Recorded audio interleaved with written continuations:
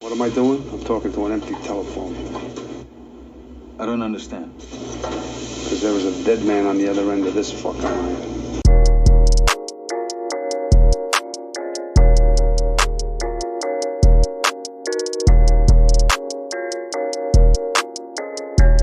Slasher films, the Texas Chainsaw Massacre, Halloween, Friday the 13th.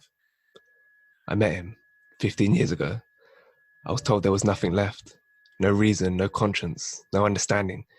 Even the most rudimentary sense of life or death, good or evil, right or wrong. It's May. Good afternoon. And Ross.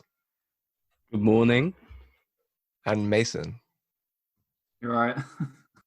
I'm Liam Waite. Those are my guests, and welcome to Corona Cinema. And we're going to begin this week with the Texas Chainsaw Massacre from 1974.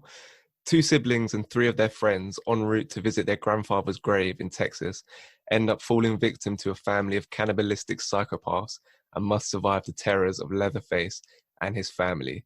Directed by Tobe Hooper, who co-wrote the screenplay with Kim Henkel, starring Marilyn Burns, Paul A. Partain, Edwin Neal, Jim Cedo, and Gunnar Hansen. Whoever picked this, make your statement.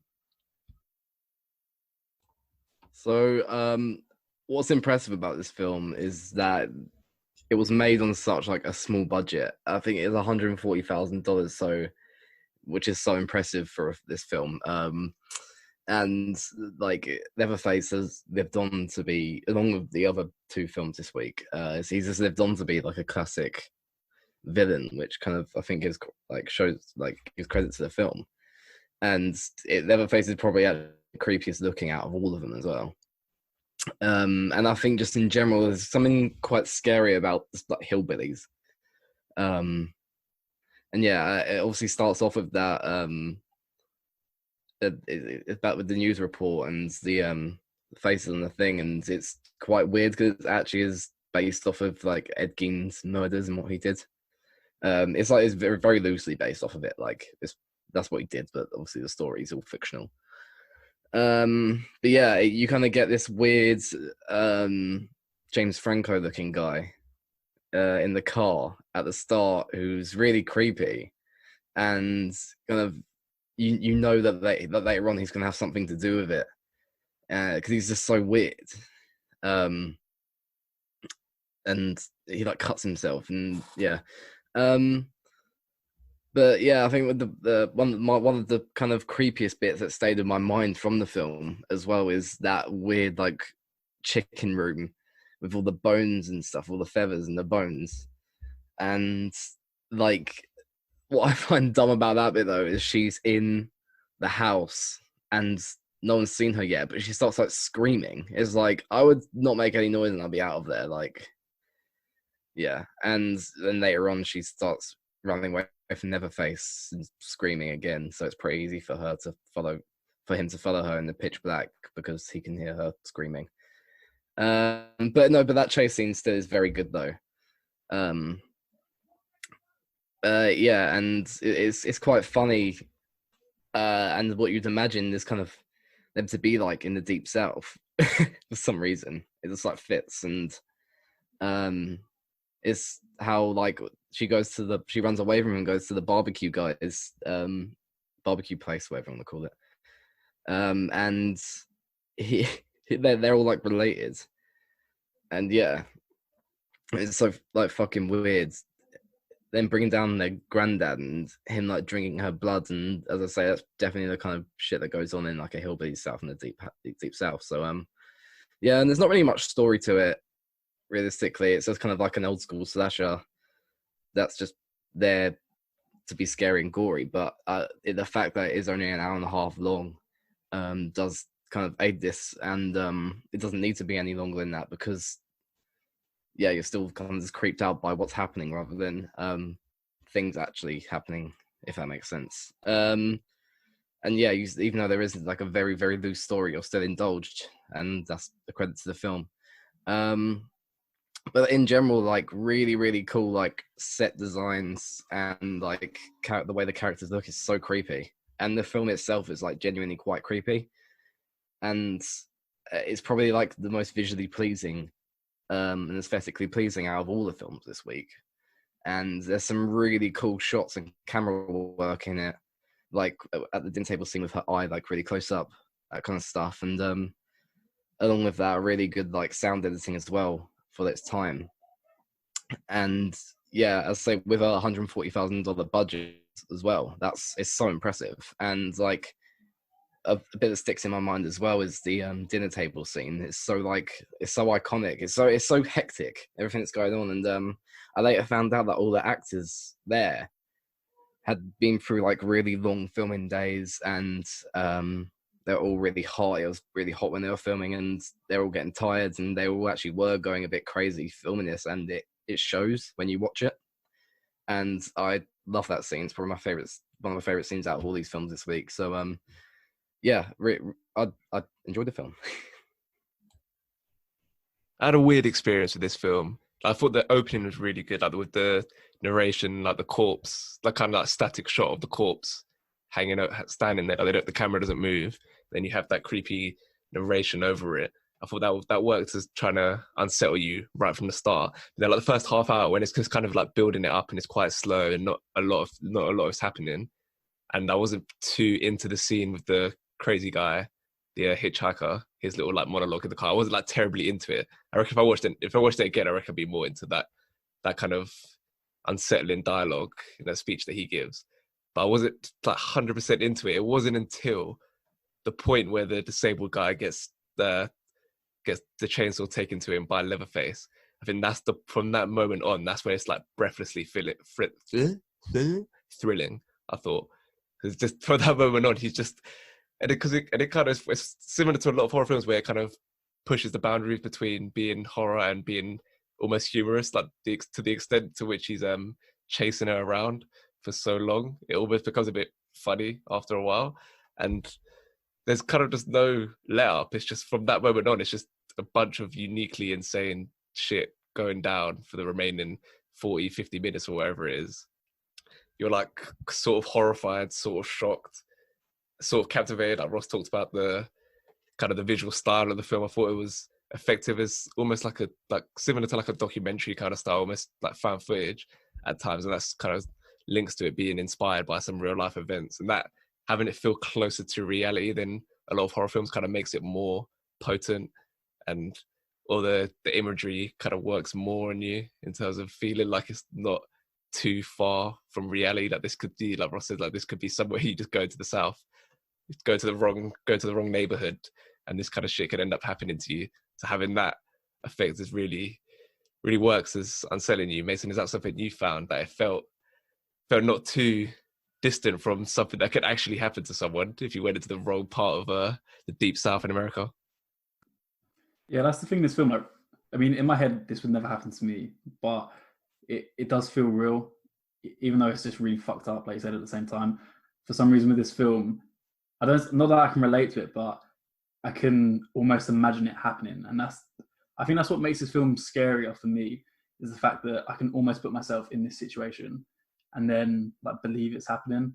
And I think that's why, to be honest, I said to Ross the other day, since watching this film for the past, I want to say, for the past 3 nights as I've been trying to go to bed, I can see Leatherface like every night. It's really disgusting. Like I feel like it's very like this film has hit me. Like I feel like I'm almost about to get a nightmare pretty much like every night when I go to sleep. So I guess in that sense, compare that to the other 2 films where I haven't really thought about them since. The idea that this film does feel more realistic, like must be true, especially in my head, if it's the one that I think about the most and the one I feel like the most uncomfortable watching. Probably, like I said, because I can not relate, but I can put myself in the position of this film more than the other 2. Yeah, I really liked how, because I thought it was building too slow for me at the start, but when it did hit the point where it kind of kicked into gear and it became so crazy and so horrifying, the fact that it had built the tension so slowly and kind of created this strange atmosphere with the like grainy visual style and these weird characters they meet on their journey to this abandoned house. So when you do when the like action kind of really hit and he's running around chasing this girl with a chainsaw, it felt like an assault on like all your senses. You're like, oh, all this shit's just happening in front of you, whereas nothing had happened for the previous like 35 minutes. So it kind of worked in that way. And one little like touch that I did like was when, even before like it really like kicked into gear for me, was when we first see Leatherface. That when he kind of goes into the house and then the guy trips over, kind of weird. He trips over and then like that like distracts you for like half a second. So you're focusing on him falling over. Then Leatherface comes from behind the store and takes him out. I thought just that little detail of him falling over. I don't know who suggested that, whether that was like in the script or what. But it's a little detail of him falling over just adds greater impact to when Leatherface arrives and clobbers him. And then shortly after that, when his girlfriend gets captured, that was after the scene with Ross was talking about, where she's screaming in that room with all the chicken feathers and all that stuff. They're like the way he just puts her on like the meat hook.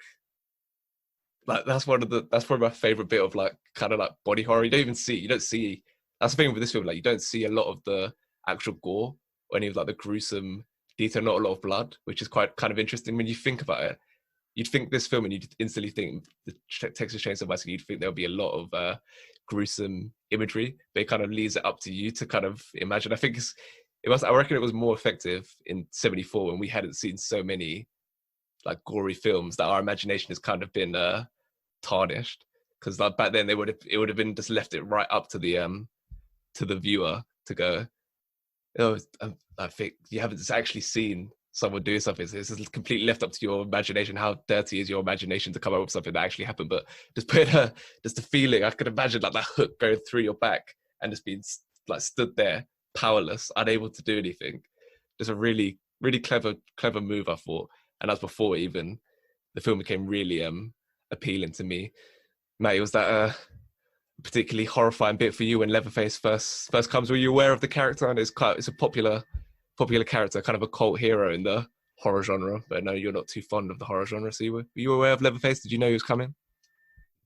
I knew the face when I saw it. Like I've seen, because it's quite a famous face. I think I must have seen it in a number of movie posters, but I'd never actually seen the film, and I wasn't sure which kind of like characters to expect with each of these films, which was quite nice. And the thing you said about the hook, I really did like. It was a very tactile piece of film in there, but the only thing that let it down, I think, is that when he put her on the hook, there was just no noise at all. So there was no like shing or something. I was expecting like the special effects, like the sound effects team would have something. But then thinking about it, wouldn't make too much of a noise. Maybe it was squelch, I guess. But that was the only thing that like detracted me a little bit from that scene. And yeah, as you said, this isn't my favorite kind of like branch of cinema. And then also that it's so old and it's in its primitive steps of making slasher films. It's just not something I particularly like. So a lot of my points are quite negative, so I'll get them out of the way. The plot, I thought if it was a low budget film, they might at least have them just like rely on a decent plot.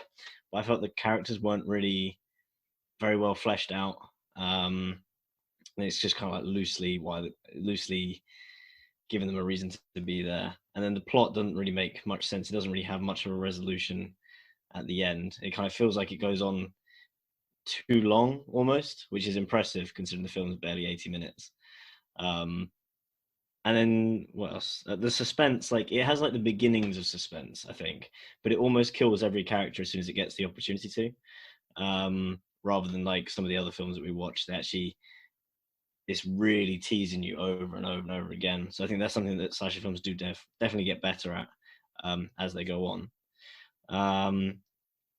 And I thought also at the start, I actually really did like, I don't know whether it was actual cadavers or like special effects, the like the skulls and the fingers and the hands and just the body parts they showed at the start.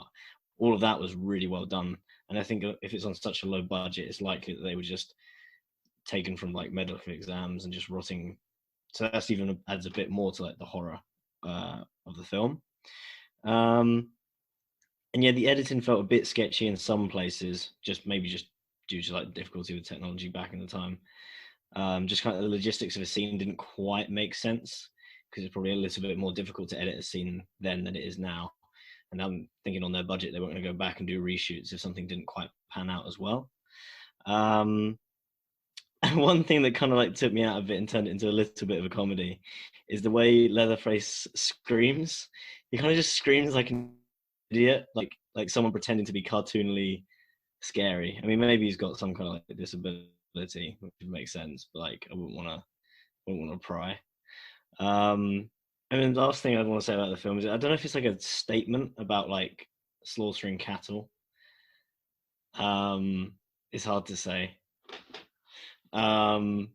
Just the way that it kind of like the emphasis it puts on the bolt gun and then uses like the old method was always better. And then it goes about killing people like cattle pretty much. And the way that the family kind of make a business, well, not a business, but like a regime of killing people. So that was quite interesting. So it might be a more animal rights kind of film, which is an interesting slant on it if you watch it again. But yeah, that's my main impressions from the film.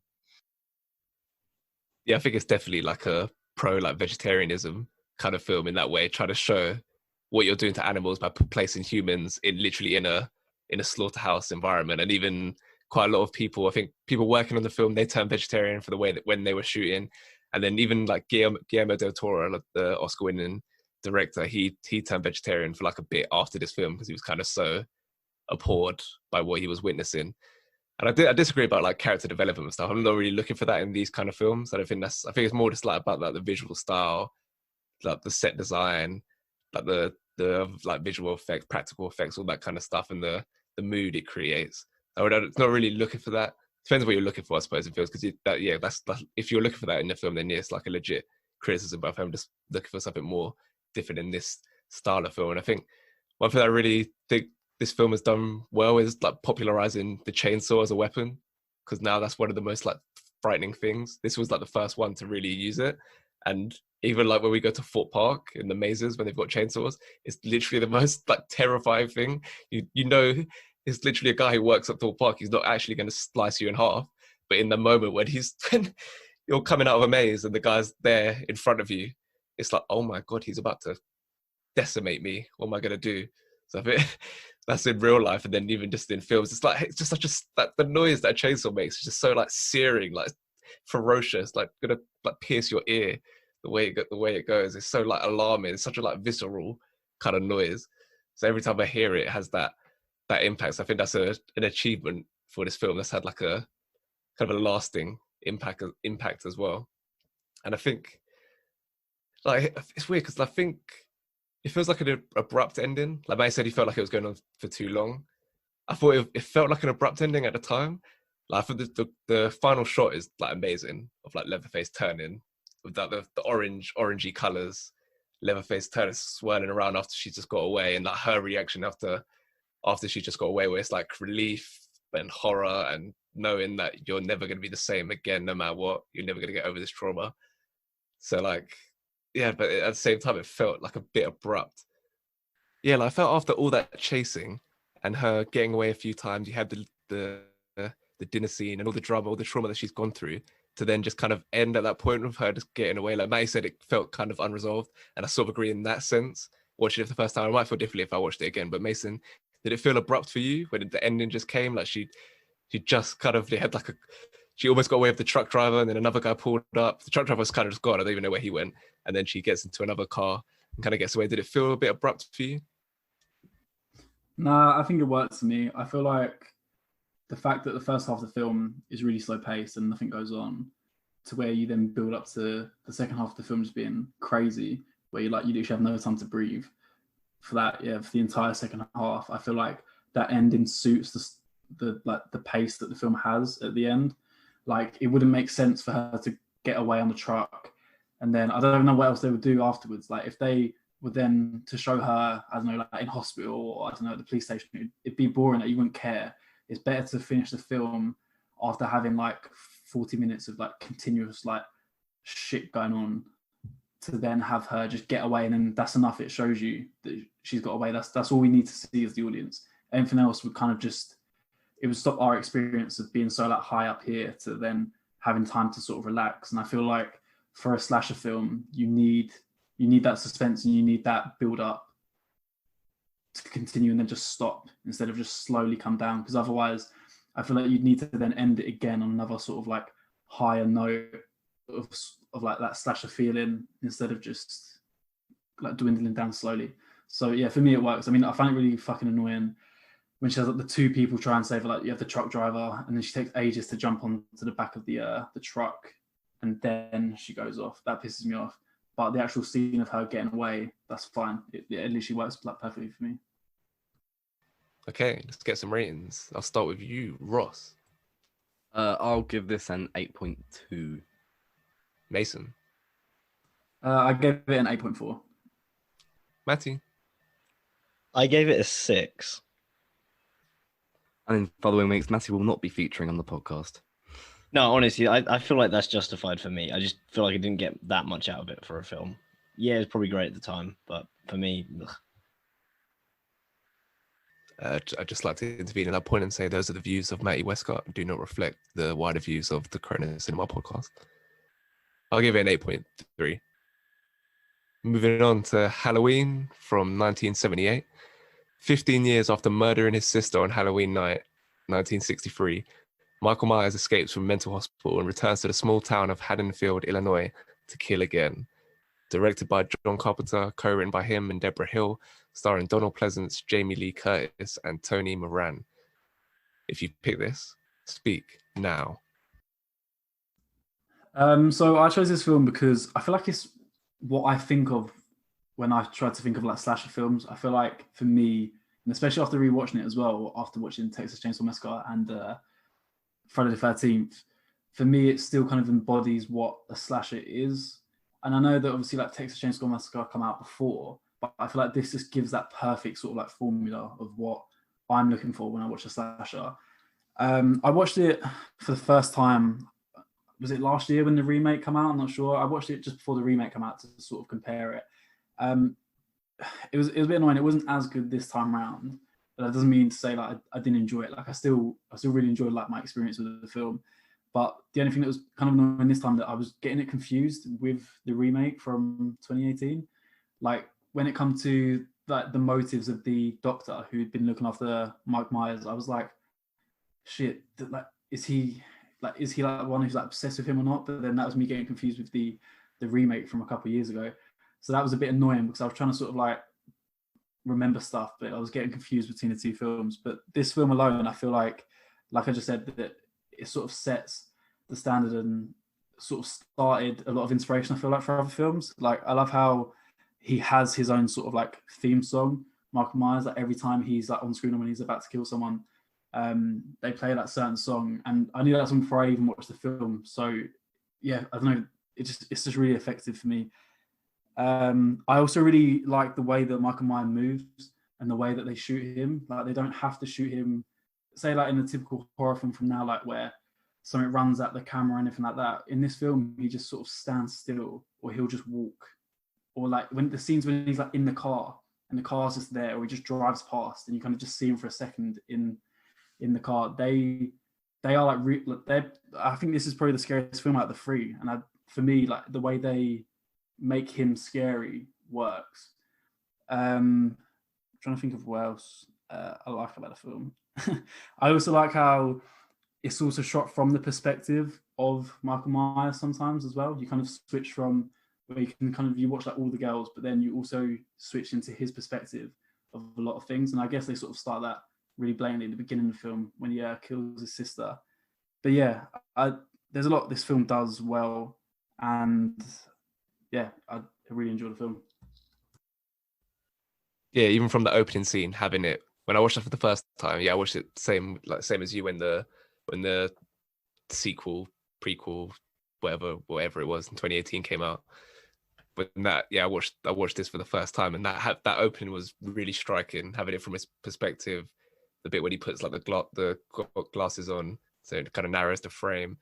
I thought that's just really chilling, and then that's before you even realize that it's a kid. It kind of cheats a bit because when it shows like a bit of like the arm picking something. I think he picks up the glasses in that opening scene, and it's clearly not a kid's arm, so it kind of cheats a bit when it does reveal that it's a kid. But it's still, it's really like engaging camera work, and I think that's the case throughout this film. It's really Carpenter's movie, I think, and he even did the iconic music. He did the whole score, makes it even more impressive on his part. And I think that probably is what separates it, is how it does do it from his perspective for a lot of the film, like you said, Mason. That it's kind of unsettling to put you in the position of the killer. Doesn't often do that. Doesn't often put you literally in his eyes at certain points. Like you're sitting in the back of the car with him when he's stalking a child and things like that. It kind of sickening in a way. And I also think it's good the way they use the villain in terms of like limiting the amount of time you can see him. I feel like that's an important thing with these kind of films. You don't want to show him off too much, then it becomes less menacing, I find. Just not being able to get a clear view of him, just seeing him in like bits over the course of the film has more of an impact. And then like other details, like you said, like the calmness with which he operates, complete difference to Leatherface, who's frantic, chasing this girl around with a chainsaw. He's relaxed. There's no rush with him. It's kind of, obviously it's unrealistic, this one. There's no kind of sense of reality in terms of the way he's able to resist. Like when he gets shot in the head or whatever, falls out a window and he still managed to get up. There's no sense of realism compared to Texas Chainsaw Massacre. That kind of fits the image of Michael Myers. He's I don't even know how to describe him. He's just kind of exists in a higher way than any other kind of villain. But Ross, what was it like for you? You said you've seen this film before. Was it a satisfying rewatch? If not, I hadn't seen the film before, but luckily with when I watched all these films, I kind of watched it. Well, not kind of. I watched them at like 12 in the morning with the lights off. So I think I had like a good experience with all of them. But yeah, it's kind of weird, this one, because it hasn't got the sense of realism that the other two do. Like, I think with Texas Chainsaw Massacre and Friday the 13th, you feel kind of claustrophobic and stuck with them, like where they are. Whereas this one, it's like in a big wide world and he can't moves really weirdly. So it's kind of different experience to the other two, but still a decent one. Just some of the things it's hard to like take in this film. Like whether that kid's constantly talking about the boogeyman was kind of pissing me off. And then and there's a bit in the film where she comes back with her boyfriend, and then he's like talking about ripping their clothes off, and he's like, are we gonna rip Lindsay's clothes off as well? And I'm like, hang on, isn't Lindsay her like 8-year-old sister? I was like, what the fuck? Like, that's kind of sus, bro. And then but then he dies anyway and gets like stabbed into the wall with the knife somehow. It must be a very strong knife, and very long knife as well. But yeah, so there's bits like that. But there are some really cool bits in this film as well. Like one bit I really liked was when she goes into the bedroom, and then there's like bodies like falling out the wardrobe, just kind of lying there and stuff. And then he like Michael Myers like emerges from the blackness. You're like, oh, that was sick. And yeah, it's as I say about not taking it seriously as well. Like when she runs away from Michael and she's in the cupboard and he's just taking like 10 minutes to get in there with his arm like waving around, and then she stabs him in like the eye with the hanger, and he just kind of stumbles back. It kind of made me laugh, but nonetheless, still a good film. I really like the scene when he escapes as well. So after you have the initial scene of him killing his sister, and then you have the kind of the doctor played by Pleasance. I thought he was really good. It's kind of like very, very much a movie character, but like an eloquent doctor who's got like an unhealthy obsession with this crazed killer who he encountered many years ago. And he just can't get a read on him. So he's kind of obsessed with him and wants to take him down, doesn't want him to be released. And you have him going up to the mental hospital and it's kind of hard to see. It's very dark. You have the rain coming down on the car, difficult to make out what's going on around you. And then you just see like kind of like silhouettes of the patients wandering around in this open area. From then on, it's a bit weird, the decisions they make in terms of him like getting out of the car. You think probably a bit dodgy, knowing Michael Myers could be among those people who've wandered out of the facility, and then she opening her window for some reason. So kind of the way that plays out is a bit weird, but I think that was effective in kind of unnerving you. But one thing this film was like criticized for, obviously this is one of like many films in like the 70s and 80s where it's always like the promiscuous teenagers who would get punished. You see that again in Friday the 13th. it's almost like it's like making this kind of political statement that the youth are too carefree and not like kind of compliant to traditional family values, all that kind of stuff. And we talked about it being like a good filmmaking device, doing it from his perspective in terms of how it's able to unsettle you. But people were saying that kind of encourages people to be like sadistic, and it puts you in that position to be like a bit of a misogynist, like taking out these teenage girls. Mate, is that something that you feel is a valid criticism of a film like this? That saying that just by putting yourself in kind of Michael's viewpoint, you're essentially agreeing with agreeing with the crimes that he's carrying out on these girls? I would disagree. Mainly like the film needs to have a perspective, and it needs to come from like one of the characters, and it'd be boring if it's always from, you know, the good guy's view. You know, the way this is introduced, the way you're introduced to some of the characters from Michael's perspective gives it a much more sinister air when you're looking at something that's quite innocent. And I think that's something it does quite strongly. Kind of like you realize you're panning to see, you're looking over his shoulder with him. I wouldn't say that you're necessarily then agreeing with, yeah, killing people's bad and I don't know, all the other moral aspects of like the people that he's targeting. I wouldn't say the film should be criticized in that. I think people are just a bit too fragile back then, maybe. Who knows? Things I liked about the film, I like the soundtrack. That music works quite well. The way just that kind of little tinkle comes around in the background and you think, oh shit, something's going to happen. And that's teased quite well. And that's like running with the character and not brought in straight away. I quite like that. The characters are quite well developed. The dialogue is a bit more complex than the ones we've seen before, which is nice because then that also distracts from it being a slasher film and you kind of get enthralled in the dialogue a little bit, and then it allows the jump scares to be a bit more powerful, and then also build tension, because you can't just have only horror, otherwise you have no contrast. And yeah, it actually works to build suspense, kind of like against what Texas Chainsaw kind of did for me, because it seems to like kill someone almost periodically every 10-15 minutes. This film like teases you so much to the point where, well, you've got to kill him now, and they just don't, and then you think it's over, and then they actually do deliver the goods. So I do like how it keeps you guessing, like even though it's one of the older slasher films out there and you feel like at times you think, oh, this is predictable, and then it still kind of like confuses you at places, which is quite nice. The camera shots do feel a little bit repeated though sometimes, kind of just the slow pans. Maybe it's just to add runtime, I'm not sure. That's at the start they work really well, but then they kind of happen again through the middle and towards the end, and it's like, okay, cool, can we move on a little bit? And the use of light and dark in this film, and shadow as well especially, is really well done. So like when she'll like pin herself back against a wall because she's like all shocked and everything, and there's a big shadow here, you think surely there's going to be a face that comes out of that, and then there doesn't, and then a body flops down, then she moves away towards another shadow, and because nothing came out of that shadow you think, oh, it's fine, and then the face does come out.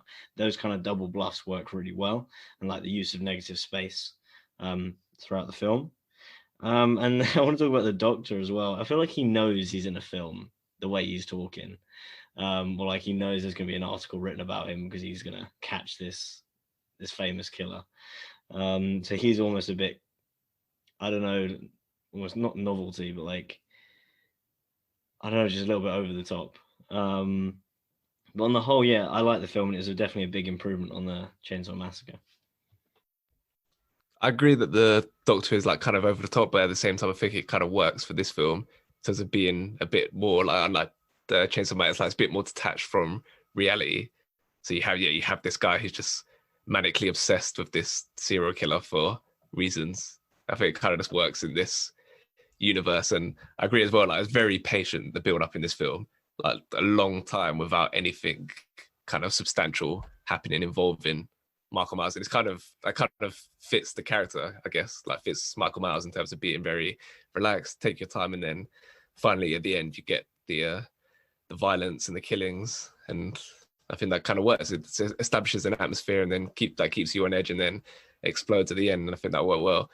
It's weird. So for the first time, I thought the police officer, who ends up just being a bit irrelevant in the film, he's kind of just there for no reason. I thought he died. For some reason in my head, from watching it the first time, I had an image of him, like he'd come back to the house to like rescue Jamie Lee Curtis at like the last minute. She's about to get like stabbed up, and he came back to rescue her, and then Michael Myers just put a knife for his heart. For some reason I had an image of that. I have no idea. Probably from some other film, another police officer. I thought that was going to happen in this film because it's kind of weird. He just doesn't do anything. He's there, speaks to her. Like there's one little jump scare where she bumps into Jamie Lee Curtis, bumps into him on the street, and then he's kind of there like watching over the doctor, but not really. You'd think he'd kind of like lock down the area if he's kind of suspicious of a serial killer being on the streets. You think he'd like warn the kids not to be out trick or treating or do anything. He kind of just does nothing and doesn't even die. So that's a bit of a weird one. But Mason, I know you kind of shared similar feelings to me. Like the second viewing wasn't as satisfying. Like, I was like I remember being really high on it when I watched it for the first time. Oh my days, like I can understand why this is like a proper classic. I still like it, but I kind of went down a bit. Do you think that would affect you like going back to it again now? You think this is probably the last time you watch it? Yeah, I'm a bit weary to watch it again, to be honest, because before the second time I watched it like this week, I deemed it as like one of my favorite films. I really enjoyed it. Like I said, I feel like it does I do still think it does define like the slasher genre. And I could, like you said, I could completely understand why it was so popular and why it was a classic. But I really don't know what it is. I think my biggest issue with it second time round was because I was confusing it with the 2018 release. So I feel like what I'm going to do is watch the 2018 one this month and then go back to the original because then I'll remember what is from each film, and I think I'll be able to enjoy the original more. But yeah, I'm a bit hesitant to go back because I'd hate to watch it again and then my feelings towards it to go down again. But I don't know. I hope not. I feel like it does too much, too well to do that. And I was going to say as well, I really enjoy how like this film, along with Texas Chainsaw Massacre, it does a really good job at creating like fear associated with a mask. Like the Michael Myers mask I feel like it's really iconic in the sense where people would easily wear that to Halloween. You could probably go to like a fancy dress shop and buy it at this time of the year. And when a film does that, I feel like it helps make it a classic. It's probably similar to Scream. When you have a mask that people know so well, it continues to allow the film to sort of be alive, because if I see that mask out on the street, realistically, my parents are probably going to know the name of the mask, and then that's going to make me want to watch the film. So I feel like doing that is something that is really important, especially in these sort of slasher films. Okay, let's get some ratings. Start with Mason. I gave it an 8. Matty. I gave it a 7.4. Ross. I'll give it a 7.5. I'll give it an 8. Moving on to the final film, Friday the 13th from 1980. A group of camp counselors are stalked and murdered by an unknown assailant while trying to reopen a summer camp which was the site of a child's drowning and a grisly double murder years before. Directed by Sean Cunningham and written by Victor Miller, starring Betsy Palmer, Adrian King, Kevin Bacon, and loads more that I couldn't be bothered to write down. Matty, this would be your pick. Why did you pick it? Well, I didn't pick it. It was given to me, but I'll talk about it anyway.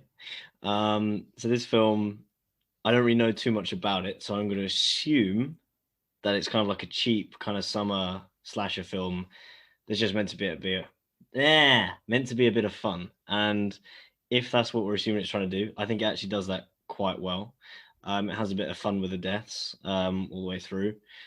Some of them are left, you can't see them, leaving the suspense kind of like quite high, and then some of them you see in full gory detail, and they're done quite well. I particularly like when Kevin Bacon's on his back and the arrow comes through the bottom of the bed out through his chest. That's done really well and something you don't actually expect. And just other little bits like when Kevin Bacon and the girl are together and it pans up to the boy having his throat slit on the bed above. Just like little things, it's becoming slightly a bit less predictable in the way it presents you with the deaths, which is quite nice. So like a step up from Texas Chainsaw Massacre, which is quite nice. And there's other things like it teases you with deaths that you think it's being alluded to earlier, like when she's clearing something up by the archery targets, and then an arrow thuds in. So then when you return to that, when she's in the rain, and all the floodlights go on, I could have sworn like I would have put good money on her getting hit by an arrow from somewhere. And the fact that that doesn't happen, I think that's quite good misdirection. And it's like it really builds up that suspense. I think any minute she's like, and she gets closer and closer to the target, and it does kind of grip you for a bit. And I did jump a few times at this film, even though I really didn't want to. And the infamous end scene as well, where he comes out of the lake. I do really like that as well. I think that's influenced a lot of films, and it's also been influenced as well by other films, which is quite nice. So it kind of like ties in. And this film, as a rule, kind of paves the way for other slasher films. It's probably a shame though, because the films that it's paved the way for probably just aren't as good. It's just like a ridiculous number of sequels. I think most of these films have just made too many sequels just to make money. But I suppose if you enjoy those kind of films and they just have fun with it, like the Final Destination films, I don't think people intend them to be good, but they do a kind of like a little following. And I think those people do enjoy those films because they're a little bit of a, not romance, boy, a little bit of romance to the way just watching people die in more and more ridiculous and scary ways. It's kind of like stuff you don't usually see or don't want to see, and you wouldn't. So there's a little bit of adrenaline into that. So that's probably why these films are so not successful, but at least have like quite a cult following at least.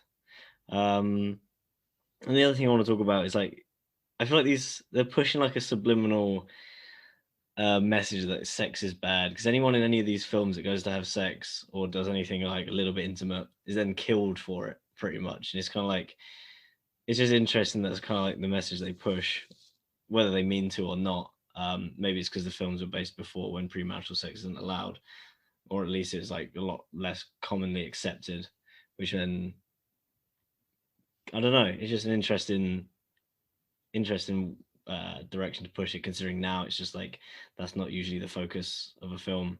Or maybe it's just because they can use the allure of premarital sex and then in a film, and then that brings people to watch the film and then they stay for the horror. I don't know which one it is.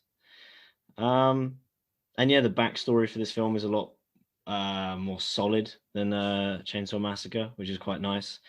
And then scene is set fully, and you have quite a while. I mean, obviously, ignoring the first two deaths, you have quite a while before anyone else actually dies. So it really does build the suspense and develops characters a little bit more, so you actually attach to them when they do die, which is quite nice.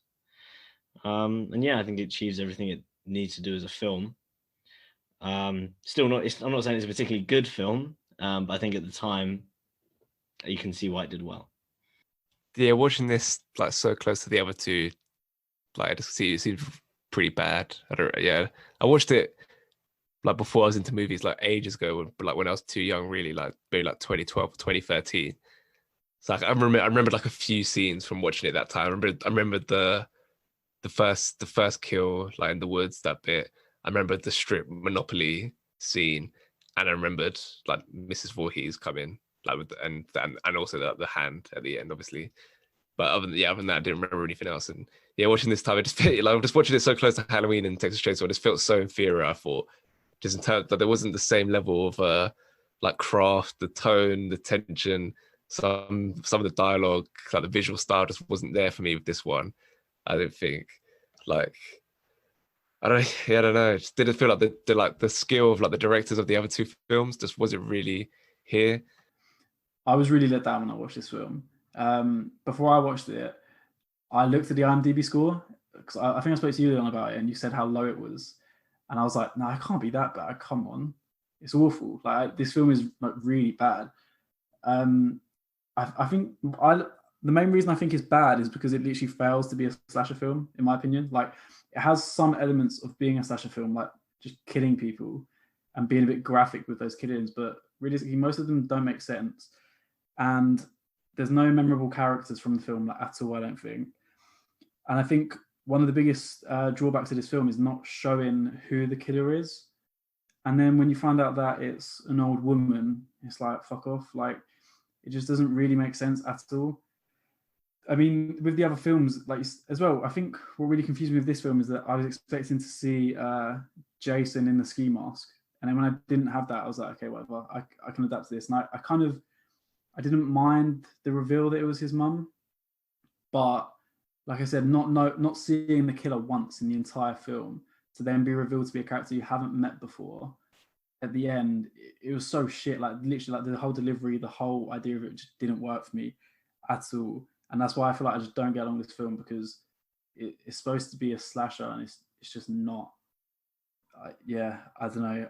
I don't like how some of the, like, one of the characters is killed off screen, and then the reveal of him is like his body's above on the bunk bed that they've just shagged on, but when she like leaves and enters the room, she doesn't see it, and I'm like come on, like it's right there. Yeah, I don't know. In this film, it's just so drama, because as soon as someone goes missing, they're like, oh, I'm sure they're fine. I'm sure they're fine. Until there's like two of them left, and then they just continue to be like, it's fine, don't worry. Yeah, I don't know. And like I said as well, when it comes to Jason's mum being the woman who's done all these murders, I can kind of understand a lot of them, because she just murders them sort of really quickly and suddenly. But then when you come to the end of the film, how the fuck does she throw a body through a window, like this old woman? And then equally, the whole like kind of fighting scenes you have, there's like 4 opportunities where the one girl that's left at the end could easily overpower her. There's probably like a 50-year age gap between like the two of them, and yet she's just continuously like battered by this old woman. This old woman's just continuously like trying to kill her until she like beheads her. Like this is bad. This film is bad. I did find it, like, I thought it was entertaining enough as like a. Like, I disagree with you in terms of all. Like, I did like some of the deaths, like the way they execute them. Like, I actually liked how he's like killed off screen, because you like, he kind of just looks in the cabin, you see a body like walking in that cabin, and then you see nothing else, and then he's on the bunk bed. Obviously, it's unrealistic. Like you'd see that body on top of the bunk bed, but I didn't mind that. At like watching it, I thought that was kind of effective. And then having Kevin Bacon, as soon as he realizes that the blood drips down on him, as soon as he realizes that's when the thing comes from, doesn't it come through his chest, I think, from underneath the bed. So I did like the way some of the deaths were executed, and I thought like it was kind of entertaining enough as just like a collection of kill scenes. There's not really a well-crafted movie like around it, but as like it was entertaining enough just having kill scene after kill scene. Like it was kind of fine. Just didn't really have much direction. And then yeah, when it is revealed, I do agree with Mason as well in terms of it's kind of cheap when you make the killer someone you haven't been introduced to previously. That's kind of like, because you're kind of, it's like a murder mystery trying to work out who it could be out of the people that you see in the movie. Like, is it the guy who owns the camp who's like gone off to the diner or whatever? So, but yeah, making it someone who wasn't in the film beforehand is a bit of a cop out. But when she is revealed, that's when, having been like pretty entertaining, it kind of just like plods along at that point that they don't really know where to go with it. Like, is she just going to start trying to kill her straight away? Like, it felt like the movie needed some direction at that point to kind of move things along. It just felt pretty awkward as soon as she turns up. I thought she was like the only good acting performance in the, not good, but like decent act. Like she was going for it. The rest of them were pretty terrible. Like the script didn't really help them. Like you had that one line.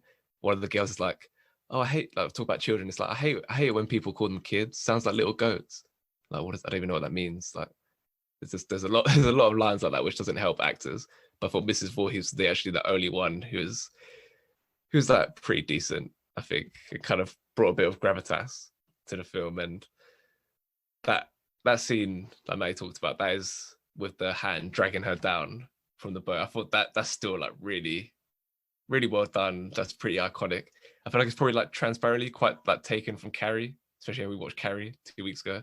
Pretty Carrie is like how many, like 6 years before this. It feels like it felt almost identical in a way, but like they reinvented it in their own way, and I thought that was actually legitimately like startling. Like I knew it was coming, but I still jumped when it happened. So for that was decent. Ross, were you able to take anything like me? Like it wasn't the best film, and there was enough entertaining bits in there to make it not worthwhile, but like a enjoyable enough watch. Yeah, because it's obviously not one of the most well-crafted films, and as you say, the directing is a bit dodgy. But I don't think it's trying to be. It does what it tries. Like it's just trying to be like a teen slasher, and it is that, and that's kind of why I like it. It's like they got a bit more creative with the killings in this one as well, as you said, like the beheading, and like I really like the bit where he's on the bed and then gets the, like, I think it's like an arrow or something comes up from under the bed and stabs him. I do like that kind of thing, and I think they did that well. And yeah, I feel like I think in this film I felt a bit cheated out the fact that I was expecting Jason to pop up, and turns out they got Sloth from the Goonies in his place instead. Um, yeah, and there's a few nice things in this shot. Yeah, thank you. I'll be here all week. There's a few nice things in the film, like obviously you don't see the killer, you don't know who it is, but you know there's someone kind of like stalking them and kind of hanging around, and you do kind of get some shots like from the bushes and that kind of stuff to be like, oh, he's watching them. Oh, yeah, and yeah, and there's like kind of them killing off that girl really early as well. Like you think she's going to be a main character, then she never even makes it into the camp and stuff as well. I do like that kind of thing, and a few good jump scares as well. Like like at the end where she's in the boat and the police come and she just gets pulled out into the water, and you're like, what the fuck? That really made me shit myself. And yeah, there's a few things like that makes me like the film, because as I say, it's not trying to be a brilliant film. It does what it's trying to do, and that's enough for me, I think. And yeah, as I say, a lot more graphic than the other films, and a lot more kind of jump scares and that kind of stuff. So yeah, and I think it manages to keep a level of suspense as well, with it feeling like the next person after the next person just basically getting like picked off, and who's going to die next, that kind of stuff.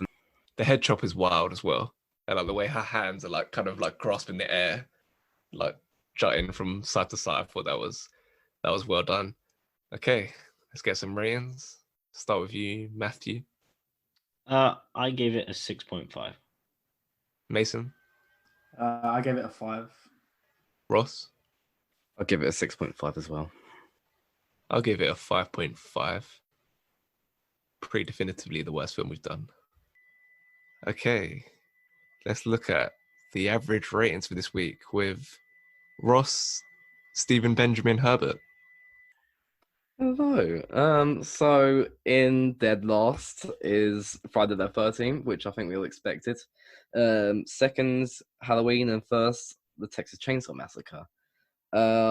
In terms of our overall rankings, Friday the 13th, dead last, our lowest ever rated film, which is quite impressive because Salt is terrible. Halloween comes in at 60th with a 7. Friday the 13th has a 5.9, by the way. Halloween 60th with a 7.7, so that's on par with Dolomite Is My Name. And Texas Chainsaw Massacre also with a 7.7, but a little bit higher at 57th. If Matty would have given it an 8.3, it actually would have been 21st. So no, it's been dropped down to 57th with his low 6. So it's on par with Shutter Island and Men in Black. So yeah, so none of probably our lowest ever kind of overall for a whole week of films. So fair enough. Wow. Moving on to Actor of the Week. It's not really a week for dramatic Shakespearean acting, but Matty, what have you gone for? Yeah, there weren't too many kind of like standout roles throughout all these films, so I probably just gave it to Jamie Lee Curtis just because really. Yeah, she just had the most kind of like most lines, to be fair, and that probably was just the influential vote. I didn't think she acted particularly well. She just stood out the most, I think. Yeah, she was there. Mason? I gave it to Marilyn Burns. I found her boring for the first half of the film, but the second half of the film, when it's focused mainly on her, like for this week out of the 3 films, she probably is one of the only good actors. And like you said, the scenes of her like at the end of the film, and I feel like the horror that she can show in her face is really effective. So yeah, I feel like in my head she's like the only clear choice this week. I feel like you can only pick between Marilyn Burns and Jamie Lee Curtis, but I went with Marilyn Burns, who's the main character in the Texas Chainsaw Massacre. I thought she was actually she portrayed quite well being scared, I guess. There's not really much depth to the characters this week, so yeah, it's quite a hard one to think of, but quite easy at the same time. Wow, I wasn't expecting this, but I also went for Marilyn Burns. Kind of like I said earlier, like for that final scene where there's just so many emotions you got to get across. And I think to an extent, she was kind of, both the character and the actress had been scarred by this experience, both what happened in the film and both kind of the making of this type of film, especially when it's like independent films, you've got to do so much work in such a short space of time to save money. You can imagine it's quite grueling. So I think part of that reaction at the end is like, oh fuck, finally I don't have to shoot this film anymore. Don't know if they shot it in order, but yeah, it feels like that. So I thought she was pretty good, especially when it's just mostly her being tortured for most of the film. Okay. The unique category for this week's the Why Did You Do That award for those moments in horror films, which I think is what I think is kind of key to definitely slashers and more widely horror films, is that it's not even, I don't think it's even a criticism to be like, oh, why, like when characters make dumb decisions, it's not like a criticism to be like, oh, why do you do that? I think that's part of like the fun of watching these films, for you to sit there and be like, oh my days, I wouldn't have done that. Why did you do that? Why did you go in there? That's kind of like part of the experience. So with that in mind, Matty, what was your favorite why did you do that moment? So mine was in Halloween, and it involves Jamie Lee Curtis. Like she just never carries out the double tap, which is a rule from Zombieland. Like if you stab someone once and they're on the floor, stab them like in the head, like kill them so they don't get back up. Yeah, and like she like stabs him with like a fucking pin, like here, and she thinks that will kill him. So she leaves the knife by him and then goes upstairs. I'm like, all right, I still wouldn't have done that. I would take him the fucking knife. Fair enough, she didn't stab him in the head. And then he fucking gets up again, and then she stabs him in the cupboard, and he falls over. She leaves a fucking knife by him again, stab him in the face again. Just do something. It's just infuriating, like how often they leave him alone. Fair enough, once the dude had shot him like 12 times and kicked him off a fucking balcony, I would have assumed he's dead and he'd still disappeared again. But it's just infuriating how it's a murderer and they just leave him unattended next to a weapon. And he's going to get back up. Oh, my God. Anyway, it really got to me. It was really annoying. So probably good filmmaking, I guess. I get knocked down, but I get up again. Yeah. Mason? I wanted to do the scene where Mike Myers dresses up as a ghost and he just stands there looking at the girl where he kills her. So I was like, this is a bit extra, man. You ain't got to do that. Like, just kill her already. It's just so jokes when he's dressed as a ghost.